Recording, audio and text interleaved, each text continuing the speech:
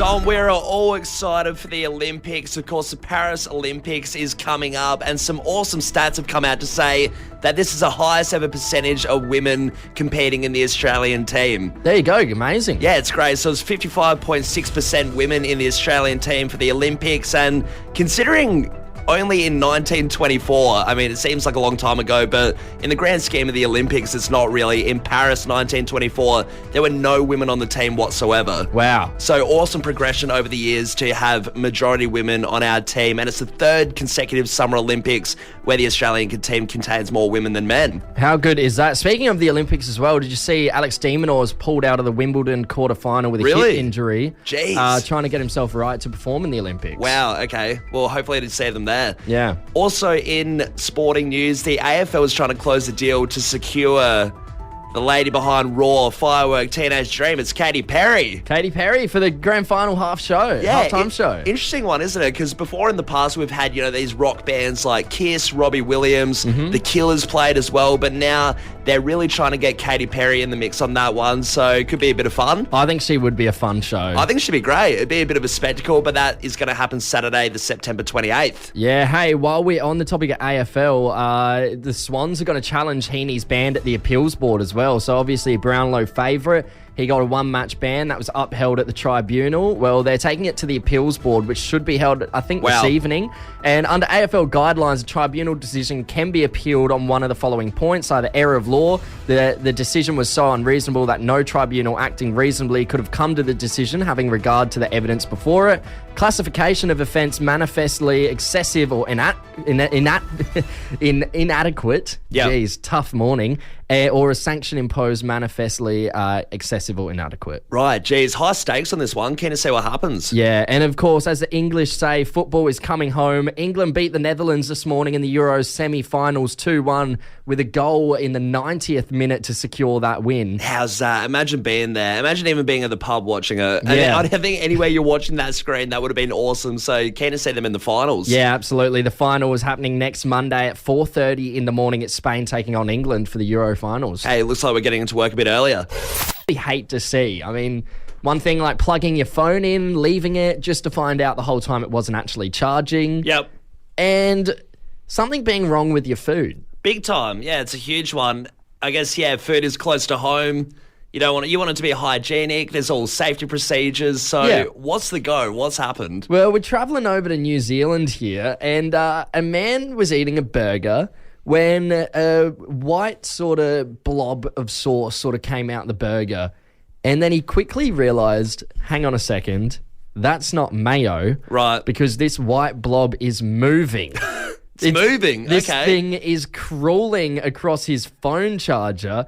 It turned out it was some kind of insect that was in his burger, came out of the other end of the burger as he's eating on one side, lands on his phone charger, and just starts crawling around. That's unreal. And this thing is like the size of about like a grown adult pinky finger. So this sounds like one of those, when the scientists come out and they say, hey, we've found a new species under a rock somewhere. There's only a couple of them around, but hey, let's put it in the news. Let's examine this thing. Yeah, this has not been found in the forest or under the ocean. It's been found in a dude's burger. How did it get there? Well, I have no idea how it ended up there, but it turns out it was a tapeworm. Wow. And these things can grow up to 25 meters long. It's already the size of a human pinky, a fully grown person's pinky finger. So you go through the drive-thru, you get a burger and a free pet. It's an interesting new toy. Forget the Macca's kids' toys. You're getting a little pet you can grow in an aquarium at your house or something. Yeah. Forget sea monkeys. We got tapeworms. It's the new thing. I mean, in Futurama, didn't Fry eat a burger with a tapeworm and then made him ripped? So who knows? Could be beneficial. Could be a good thing. Maybe it's not a bad thing to eat the tapeworm. I don't know. Look, I think we need to go to the phones. We want the Fresh Fam to give us a buzz now. What did you find in your food, Adelaide? Yeah, you see some absolute horror stories. I remember finding a staple in one of my burgers, bit into that, which is obviously gross, biting into that metal, but got it refunded, which was good. Not as bad as a tapeworm. Not as bad as a tapeworm. I don't think there's anyone out there that can top a tapeworm. Let's jump straight into the calls. We got a full board here. Alex over in Campbelltown. G'day, mate. How you going? Yeah. Now, what did you find in your food? Well, I Ubered a Thai curry one night, and had a bite and found something very, very hard in there and spat it out my mouth, and I found the head of a nail with about an inch of the nail sticking out. Nail. Jeez, did you scratch your mouth at all with the nail? Did it like prune you at all? It just hurt my teeth a lot. Alex, does it put you off a curry? Nah, love it. No. All right, good. Yeah, back on the curry train. Maybe take a week off. Maybe no more Thai green. Go the Thai red. Yeah. Hey, Amy and Blair, tell us what was in the food. So I went to Nusa Dua in Bali, and with my husband for my honeymoon, and there was a beautiful high tea that we were having. Lovely. And they put a lovely nice scone on my plate, and a cockroach crawled out with cream on it. No. Oh, no. Wait, with cream on it as well. The cream's hitching a ride on the cockroach. Oh, I think that's a delicacy in Bali, isn't it? Unreal.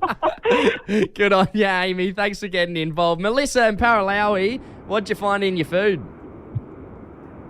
Hey guys, so one night I woke up, middle of the night. It was quite dark, and went to the cupboard, poured myself some cereal, went back to bed, sort of eating it, and then all of a sudden I was kind of like, something just doesn't really taste right about this. And so I turned on the light just to inspect what this taste was, and I found my bowl was full of dead ants. No. Dead ants? Little ant farm in the cereal. Melissa, do you think this was like, Yeah. were the ants in your bowl or were they in the cereal, do you reckon? No, so they were definitely in the cereal, obviously, and it was Sultana brand. Sultana? Oh, no, Yeah. they were just raisins. Yeah, I was going to say Sultana brand already has so many random things in it. I just wouldn't even notice. Yeah. I'd be like, oh, a bit crunchy.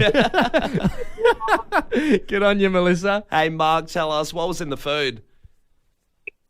Yeah, we were working with the boys and we went outside to eat our lunch and all that, and Yeah. I've got a meat pie from the food truck. Lovely. And we bit into the meat pie, and all of a sudden I've got something stuck in my teeth, and I went to pull it out my teeth, and it was a Band-Aid with blood on it stuck in between my teeth. Oh, Yeah, Mark, no. don't worry, everyone lost their lunch at Smoko. Mark, I That's reckon for sure. everyone's just lost their breakfast as well. Jeez, that is not How do you recover what you from want to that? hear. That's one of those you just wouldn't eat again. No, Like, I could never eat a meat pie again. In fact, I'm going to have to take a week off just from hearing that. I'm on the liquid diet. Let's wrap things up. Nikki and Parra Hills, what did you find in your food? Hey, so I had a sandwich and I saw a couple of brown things in it, like a salad sandwich, and I've opened it up and found a dead huntsman. A dead A huntsman. spider. Oh, Jeez. Yeah, I'd eight-legged eaten a leg. freak. Yeah, it was pretty gross. Once again, Nikki, also a delicacy somewhere, though. So Yeah. did you give it a little bit more of a nibble?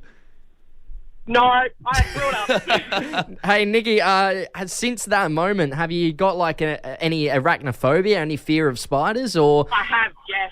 Yeah. Massively. Yeah, no, that's not what you want. A dead huntsman in your sanger. Fear of spiders, fear of sandwiches. It really ruins your Oh, life. that's really rough. Sorry to hear. Hey, Nikki, good news for you though. We do have Barossa Valley Chocolate Company's Winter Choc Fest. We're chucking you in the draw to win. Oh, thank you. You're welcome. Hopefully that can stop some of that trauma from your childhood. Cheers, Nikki. Callum, I've had one of those $1 million thoughts. Yeah, okay. Is this on the same vein as the nose beanies? The nose beanie is a good idea, okay? I have not seen develop too much. People's noses get cold, okay? But what's the new idea? The new $1 million idea I've had, you know the Adelaide Symphony Orchestra? Sure. Fantastic, whatever piece band they are. And they put on those shows for, Harry Potter and Star Wars. I've got Harry Potter coming up 17th of August, The Half-Blood Prince. Oh, it's awesome. I've done them before. I've done a Star Wars one. I've done Harry Potter 3. But yeah, pretty much it's about a 60-piece orchestra usually at the bottom. It's huge. And they just do it in the same time as what music's happening on the screen. It just adds a lot to it. Yeah, I mean, it looks like a surreal experience, something that I really want to go to. I probably should get tickets for this Half-Blood Prince one coming up. But I thought of other things, like I've only really seen Harry Potter and Star Wars, and I was starting to think, well, what else would I like to see the Adelaide Symphony Orchestra perform? So this is less of an invention and you more being like, hey, I want this thrown on the big screen. This will go all right. Can I have tickets? Well, it's an invention because it's my idea. Well, what I thought I'd like to see the Adelaide Symphony Orchestra perform in their 60-piece, orchestra is I want a guy out the front, even if they just got it streaming on Twitch, a speed run of the game Halo with them playing the Halo theme song.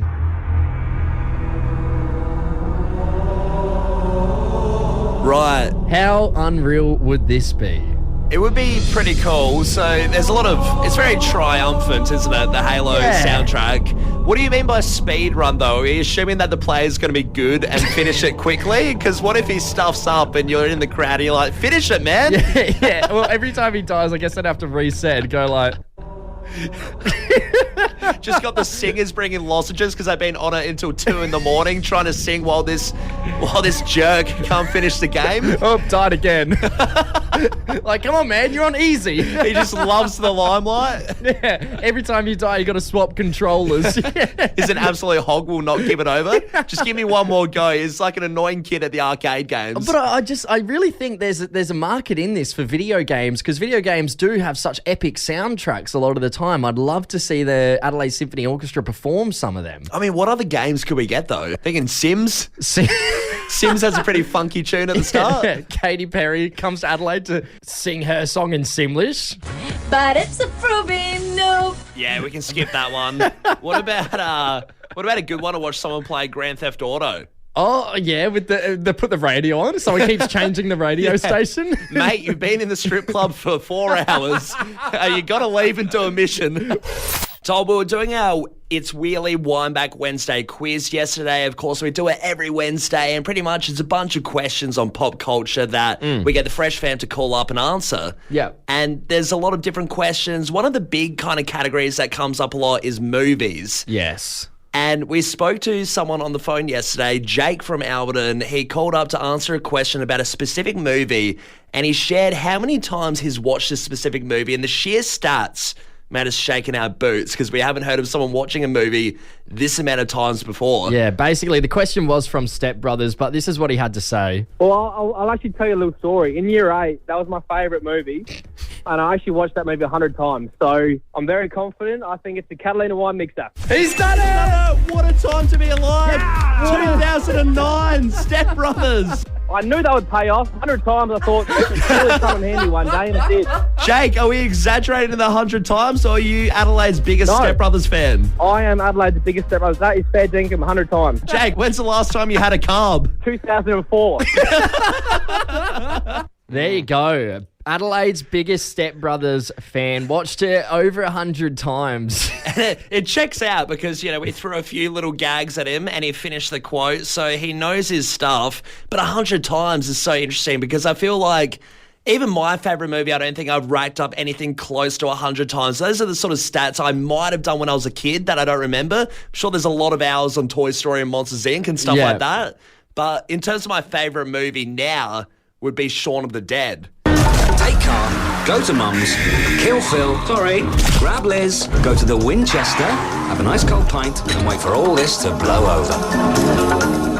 Yeah, okay. You don't think you've watched that 100 times? Yeah, because even then, though, I feel like I've only watched that maybe max 20. It'd be in that 15 to 20 bracket over my whole life. So 100 times for Step Brothers is incredible. Yeah, we are going to open up the text line. What movie are you an expert in? We want to know if you are an expert in this movie. We might give you a call back. We might quiz you to see if you are a true expert. Yeah, because we want to know if you are the definite expert, if you can have the badge of honour in Adelaide and say, yes, out of anyone here in this whole city, I know that movie the best. What would you say yours is? I think it's been said a few times on the show, but my favourite movie, and yeah, I reckon I would probably be close to 100 times watching it, The Notebook. What do you want? It's not that simple. What do you want? Yeah, great movie. I do picture you watching that scene and doing a Jekyll and Hyde, playing both characters, yelling at your TV. One-man show in my bedroom. Showing it to your parents, guys. I've got a little performance I want to show you.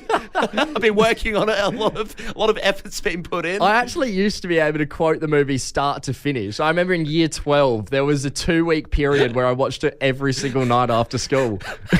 It's just like a comfort movie or something. Yeah, I don't know why I like the movie so much. I just really like it. But we want to hear from all the movie experts out there. Let's go to Blake first in Torrensville. Blake, good morning, mate. What movie are you an expert in? Interstellar. Wow. Okay, so Interstellar's an interesting one because what is that? And I'm quizzing you right now, kind of, but what's the runtime on that one? Is it close to 3 hours? I think it's 2 hours and 43 minutes. Oh, that okay. sounds... Wait, I'm not even going to fact check that one. It sounds right. I'm going to fact check it. Let me have a look. I think it is. I think it's maybe a little bit off. No, well, that's... It's 2 hours 49. 2 hours 49, geez. Pretty close. That is close. Blake, that wasn't even the real quiz question. Callum's got a question prepared for you. How confident are you that you'll get this correct? It's hard to say. I haven't watched it in about 4 months, but about 4 months. Yeah, give it a go. That's not that long ago. All right. So, when they're on Miller's planet, you'll be familiar with this. When they travel over to Miller's planet, they're on there for roughly 3 hours and 17 minutes on the planet. How many years is that in Earth time? It's hard to say. I know the exact years that when they come off the ship, so they go back to the Endurance. But it's 7 years Earth time. That's how long it passes every hour. I'm not good at math. Right, but, okay. Yep, no, I think you could be spot on because it was 23 years overall. Yeah, 23 years, 4 months and 8 days. Yeah, he's got it. He's got it. He's smashed it. Jeez, Blake. Jeez, I thought you were bluffing us there for a bit. I thought he was going to slip away. I'll hand that to him. I'll hand that to him as an expert of Interstellar. Good on you, Blake. Hey, let's go to Shannon in Fairview Park. Shannon, what movie are you an expert in? Mean Girls. Mean Girls. All right. All right. Well, Shannon, I've got to say, growing up with an older sister, I'm not impartial to a bit of a chick flick. I love Mean Girls as well. See, it's just one size fits all, really. Shannon, favourite character in Mean Girls? Oh, look, I love Karen because she's so not there. See, I was a Gretchen Wieners fan myself, but Shannon, we're going to ask you a question to see how much of an expert you are. Are you ready? Yep. All right. Oh, look, I'm as ready as... What do they do on Wednesdays? They wear pink. On Wednesdays, we wear pink. She's got it right. You got it right. Shannon, an expert in Mean Girls. Love to see it. Hey, this one's pretty interesting, Tom. You might have some competition here. We have Wayne. Wayne over in Modbury Heights. You are a Star Wars fan. Ooh. Yes, the force is strong with me, boys. Good. Now, Wayne, I'm quite the Star Wars nerd myself. Read quite a lot of the comics, watched all the movies probably at least 10 times over. So I'll tell you what, Wayne, if you don't get this question correct, I'm going to swoop in, all right? No problem. All right. May the force be with both of you. Wayne, in how many languages is C-3PO fluent in?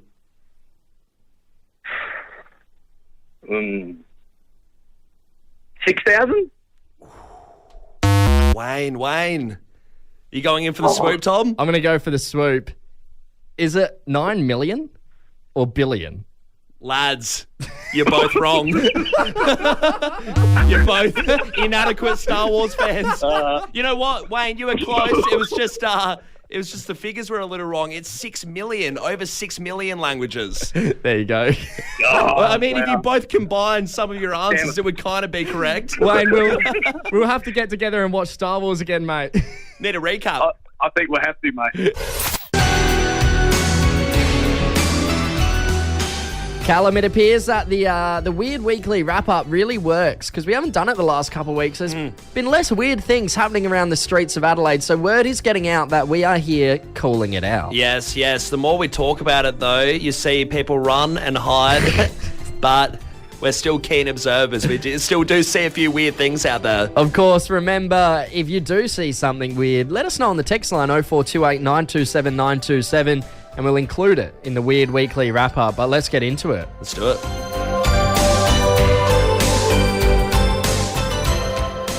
So I've been feeling a little ill this week, and I went to the parade just the other day to buy some Barocca. Yeah, nice. And as I'm crossing the main part of the parade, where the shopping centres meet, in the middle of the road, there was a man and a woman, and the woman had a camera taking pictures of this bloke in the middle of the road. They were modelling. Modelling in the middle of the road? So in the middle of a main road. Modelling to the new extreme. Death-defying modelling that you're in the middle of the road. Well, there was busy traffic, like cars coming in different ways. Yeah. It's like the middle of the day. This is not like midday on a Tuesday arvo. What is the price of looking good? Delete your Instagram. I mean, it's awkward enough taking model pictures in public, but on a main road? Come on. Wait for a red light at least. Come on. Saw something pretty crazy near the parklands of the city the other day. Yeah, sure. Obviously a hot spot for joggers, runners, people doing exercise. And I saw this bloke running. He had his headphones in. Right. And what would you sort of guess would be in a runner's hand, a typical jogger, if you were to say, what would they be carrying? Well, I know whenever I go for a jog, I'm usually carrying my phone because I won't have pockets in my footy shorts. Listen to music. Yeah, usually just carrying my phone, sometimes my keys, but usually I'll put them in my sock. Or it could be a water bottle, something like that. Yeah, water bottle, that's logical. Guy was holding a rotisserie chicken. A hot chook. A hot chook. The bachelor's handbag. On the run. And he wasn't pacing down. He wasn't slowing down. He was on the run holding the chicken as if he was trying to get somewhere in time. But the weird thing is he had jogging clothes on. So right, he knew. okay. I was going to ask, what was he wearing? He wasn't just running to his car. This bloke's on a proper jog. Nah, because it was spitting with rain. So my first instinct is like, he's running to his car, trying to protect the chicken. Yeah. No. In the jogging fit, holding the chicken with headphones on. Maybe it's a halfway snack break. It's like when someone puts like a hot dog at the end of a treadmill. They're running for it. He knows at the end of it, he gets that delicious chicken. He just wants to smell the chook as he runs. Clear up the airways. That's it. There you go. That's Tom Callum's Weird Weekly Wrap-Up. All the strange things we've seen on the streets of Adelaide. If you do see something weird, text it through to us on 0428 927 927. Leave your name so we can get you involved in the Weird Weekly Wrap-Up every Thursday. Hopefully, we can stop this soon. I want to stop seeing weird things. I don't think so. Plenty of weirdos out there in Adelaide. Oh, yeah. I'm looking at one. Tom, a survey's come out to talk about what city has the worst customers in Australia. Right. So the rudest people in Australia pretty much in terms of retail, bars, clubs, things like that. But specifically we're talking about retail at the moment. And Sydney has taken the top spot with no surprises there. Yeah, there's no surprise there, is there? I mean, commonly everyone does picture Sydney as being the head honcho business type, a little bit rude, a bit standoffish. Full of corporate fat cats. Exactly right. That's why our boss loves it so much. He does love a Sydney holiday. He fits in very nicely. But the second one is Brisbane, interestingly. Brisbane, okay. I thought that would be laid back kind of peeps. Well, that's what you think as well, because, in Queensland, a bit tropical, a bit more relaxed, but no, Brisbane is second. Then we got Geelong, a bit smaller. Yeah, right. Geelong. Canberra for number 4 in terms of rudeness. There you go. We're looking all right. And guess who's number 5? We are. Yeah, we are. Yeah. No, I'll take number 5. Take our 5th spot. 5th spot in as a terms capital city of rudest. Yeah, that's not bad. It's not bad considering we got a decent population, really, compared to places like Geelong and stuff like that. Yeah, so, I mean, like, what kind of things is this based off? What kind of rude interactions are we basing this off? So we got a top 10 interactions in retail stores of what retail workers have collectively come together. They've united and they said, hey, these are the rudest things people can do. Right. Now, I've got a few here. I won't say all of them, but the first one, decide you don't want something in your basket and leave it on a random shelf. Yeah, no, I've done that. I've done that. I think everyone's done that. Yeah, sure, that's a big one. Yeah. Sometimes you just can't be bothered. Yeah, no, and there's people going around doing stock take. I get it's annoying for them, but sometimes you're in a rush or you've forgotten what aisle it was down. Yeah, and I'm sure other retail workers have done that in shops they don't work at. Yeah, absolutely. It's a common one. This one here, unfolding and messing up folded clothes on tables. Yeah, okay, I've done that. You've done that? Yeah, well, I'm not a good folder. So if I might attempt to fold something back. I actually have attempted to fold something back before, and it was so bad there was an audible like sigh from a worker. So I've just given up. Did you see the worker? I was walking away. I was leaving the shop, and I hear. Fleeing the scene as well. So if I'm going to get that every time I try to do something nice, I'll just leave it there unfolded. All right. Next one. Joke that it's free if it's not scanning. So you're at the counter, it's not scanning through properly, and you say, hey, maybe it should be free. Yeah, no, I've done that every time it doesn't scan.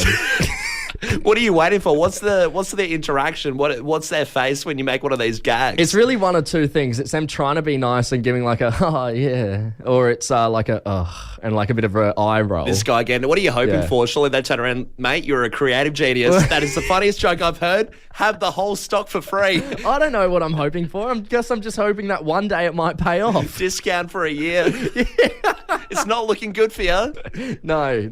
Okay, yeah, it turns out I might be the reason we're number 5 on this list. Maybe you should go to Sydney. Fit in over there. Last one I have here, amongst a bunch of them, complaining about prices. Oh, yeah, I do that all the time. You complain about prices? Yeah, all the time, if it's crazy. Whoa.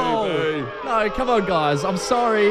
I'll change my ways. Don't send me to Sydney, please. Please stop booing. Please. You suck, you jackass. Tom, that was unneeded. You might be Adelaide's worst retail shopper.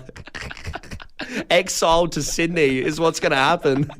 Look, I think it's only fair that we get the retail workers maybe to text in. What's your customer service violations? Yeah. Any retail workers listening right now, maybe you're on your way to work. Hey, what can I do to change my ways so I don't have to move to Sydney? We do have a few texts coming through of different violations. I mean, it's not even just retail. No. There's all different things coming through. Of course, someone's texted in saying taking too long and then decided to tell us they only have 10 minutes, but they want something that can be made in 30 minutes to cook.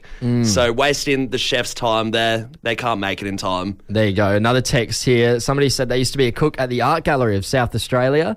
We had one lady order the chicken from the main menu, then complain it was taking more than a couple of minutes. Then decided to tell us that chicken can be cooked medium rare and demanded medium rare so she could leave another thing.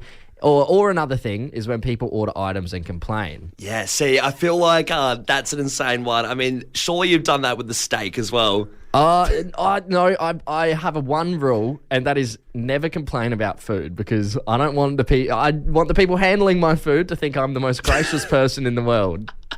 That's one thing I know. But when it comes to retail, I mean, what you listed off a few things before. Yeah, okay, so going back to the retail, there's a few different ones. What about coming in just before the store closes? Oh, I do that constantly, yeah. What's the closest you've chopped?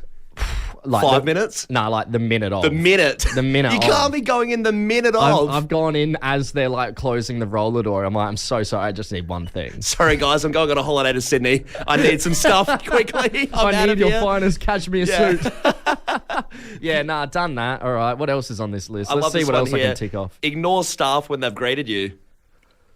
Okay, look, this one's Have you tough. ignored someone? No, ignored someone. Okay, You've worked in hospital. This one's tough because a lot of the time when I'm walking to stores, I'm listening to music and I might not realise someone's greeted me and I might blank them a little bit. But if I don't have music in, which isn't a lot of the time, yeah, I'll greet them. Head up, give a greet. I'd hope so. And lastly, we'll go with this one here. This one's pretty huge. I'll be surprised if you've done it. If you have, I think it's that immediate trip to Sydney. Try and get a refund without any sort of proof of purchase. Yeah. You've done that. No, guys, Get him.